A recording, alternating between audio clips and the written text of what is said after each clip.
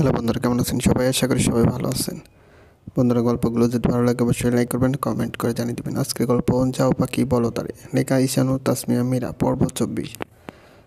আকাশটা চিকচিক করা সমুদ্রের মতো লাগছে আমার, যেখানে একরাশ নীল পানির মধ্যে উজ্জ্বল হয়ে আছে সূর্য। আশেপাশে সাদা মেঘগুলো বিশাল বড় আকাশের শোভা আরও বাড়িয়ে তুলছে। কী হবে যদি এই শোভা উজ্জ্বলতা কালো মেঘে ঢেকে যায়, বাজে দেখাবে। উফ, একটা অন্যরকম সৌন্দর্য সৃষ্টি হবে তখন। বিষণ্ণ মুখটা দেখতে যতটা বেদনাদায়ক, মনোমুগ্ধকর ঠিক তেমনি।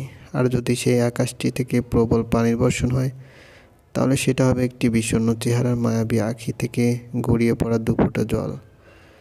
কিন্তু আমি কেন যেন কাঁদছি না, দুফোঁটা জলও গড়িয়ে পড়ছে না আমার আঁখি থেকে। বিষণ্ণ হয়ে শুধু চেয়ে আছি ওই আকাশটার পানে।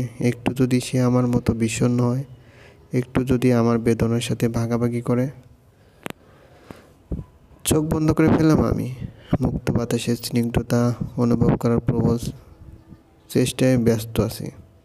আজ 2 দিন হয়ে গেছে। সকালে চাচি যান ফোন করে বলেছেন আজকে বিকেলে রিয়ান আসবেন আমাদের নিতে। আমরা যেন তৈরি থাকি। আমি তৈরি আছি। ব্যাগ গোছানো অবস্থায় রাখা হয়েছে টেবিলে। পাশের সাউন্ড বক্স থেকে শোনা যাচ্ছে আমার ভিতরে বাহিরে, অন্তরে অন্তরে আছো তুমি হৃদয় জুড়ে। গানটার প্রত্যেকটা লাইন কানে বারংবার প্রবল ধাক্কা সৃষ্টি করেছে। দীর্ঘশ্বাস ফেলে চোখটা খিচে বন্ধ করে ফেললাম। হঠাৎ গাড়ির হর্নের শব্দ এলো কানে।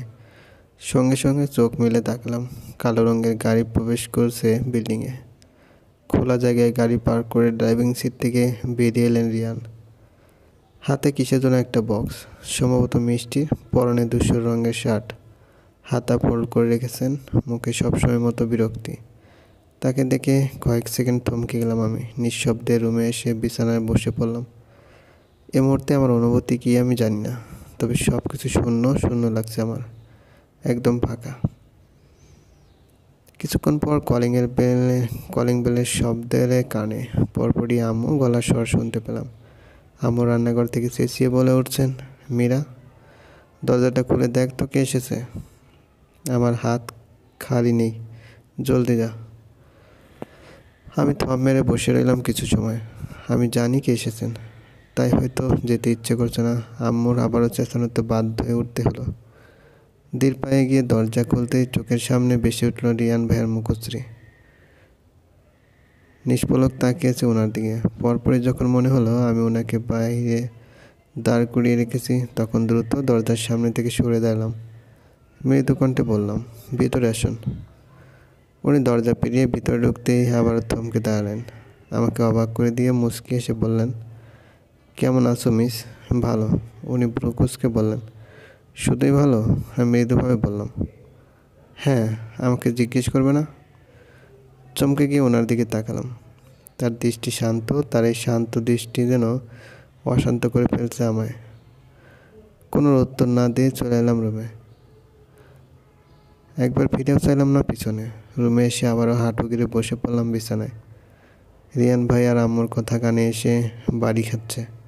হেসে হেসে কথা বলছেন তারা। রিয়ান ভাইয়ের হাসির শব্দ স্পষ্ট শুনতে পারছি আমি। গম্ভীর মানুষটা এভাবে কারোর সাথে হেসে কথা বলতে পারে? বিশ্বাস হচ্ছে না আমার, একদমই না। কিছুক্ষণ যেতেই হাসির শব্দ কমে এলো।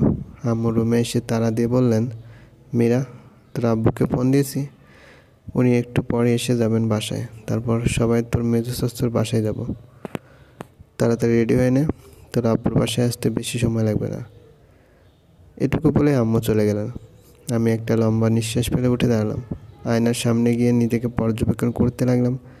আজকে একটু সাজলে কেমন হয়? না, একটু আগের ইচ্ছেটা চলে গেছে এখন। কোনো মতে রেডি হতে পারলেই বাসি। রেডি হতে হতে আব্বু চলে এলেন বাসায়। আব্বু কিছুক্ষণ রেস্ট নেওয়ার পর সবাই চললাম গাড়ির উদ্দেশ্যে। আমি আর আম্মু বসেছি পিছনের সিটে, আর আব্বু বসেছেন রিয়ান ভাইয়ের পাশের সিটটায়। সামনে লুকিং গ্লাসটা একদম আমার বরাবর। সেখানে চোখ যেতেই নজর করল রিয়ান ভাইয়ের তীক্ষ্ণ চোখ জোড়া। তীক্ষ্ণ দৃষ্টিতে সামনের দিকে তাকিয়ে ড্রাইভিং করছেন উনি। মাঝে মাঝে হেসে আব্বুর সাথে 2-1টা কথা বলছেন। হঠাৎ লুকিং গ্লাসে তাকালেন উনি। আমাকে তার দিকে তাকিয়ে থাকতে দেখে চোখ আরও তীক্ষ্ণ করে ডান ভ্রু কুঁচকালেন। হক চেকে গেলাম, চোখ ফিরিয়ে নিলাম তাড়াতাড়ি। মনের ভুলে এদিক তাকালাম না আর। ভার্সিটি থেকে এসে বিছানায় গা এলিয়ে দেয় আবদ্ধকে আসতে দেখে রান্নাঘর থেকে ধীর পায়ে রুমে আসলো দিঘি। আবদ্ধের পাশে এসে দাঁড়িয়ে রইল নির্বাক। আবদ্ধ কপালে হাত রেখে শুয়েছিল। কিছুক্ষণ যেতেই গম্ভীর কণ্ঠে দিঘিকে বলল, কি হয়েছে, দাঁড়িয়েছো কেন? কিছু না বলে দিঘি আবারও চুপ। তবে সেখানেই ঠায় দাঁড়িয়ে আছে সে। আবদ্ধ এবার উঠায় বসলো, হাত ঘড়ি খুলতে খুলতে বলল, আমার ভার্সিটির পাশে একটা কলেজ আছে, ওখানে তোমার ভর্তির ব্যাপারে কথা বলেছি। কাল সকালের ভিতর তোমার সব সার্টিফিকেট রেডি করে রেখো। পাসপোর্ট সাইজের ছবি আছে তোর সাথে? দেখি বাকরুদ্ধ হয়ে যায় যেন, খুশিতে কাঁদো কাঁদো অবস্থা তার। কোনো মতে মাথা নাড়ি হ্যাঁ জানায় সে। পরপরই বলে, আম্মু আব্বু কি আমাকে পড়তে দেবেন? আবদ্ধ ভ্রু কুঁচকে তাকালো, বলল, কেন দিবে না? ওরাই তো তোমাকে পড়ার জন্য উঠে পড়ে লেগেছে। নাহলে তোমার জন্য দামেশকে আবার কলেজে ভর্তি করা জীবনেও না। রাগে ফুসে উঠল দিঘি, মৃদু চেঁচিয়ে বলল, কি বললেন? আবদ্ধ নির্লিপ্ত কণ্ঠে বলল, আমার জানা মতে তুমি তো কালা না, নাকি কালা হয়ে গেছো? দিঘি কিছু বলতে যাব, তার আগেই মেজো চাচির ডাক শোনা যায় নিচ থেকে। দিঘিকে ডাকছেন তিনি, আর একটা শব্দ না করে রাগে ফুসতে ফুসতে নিচে চলে যায় দিঘি। আবদ্ধ মুচকি হেসে চলে গেল ফ্রেশ হতে। মেজো চাচুর বাসায় ঢুকতেই আম্মু মেজো চাচিকে ডেকে উঠলেন। শাড়ির আঁচলে হাত মুছতে মুছতে রান্নাঘর থেকে বেরিয়ে এলেন চাচি যান। আমাদের দেখিয়ে মুখে হাসি ফুটে উঠল তার। আমাকে জড়িয়ে ধরে বললেন, এসেছিস তাহলে? পরপরই আম্মুকে বললেন, ভাবি আসতে কোনো সমস্যা হয়নি তো? আম্মু মুচকিছে বললেন, না, রিয়ান ঠিকঠাকভাবে এনেছে। বলতে বলতে সবাই সোফায় এসে বসলাম। রিয়ান ভাই গাড়ি পার্ক করে বাড়ির ভিতরে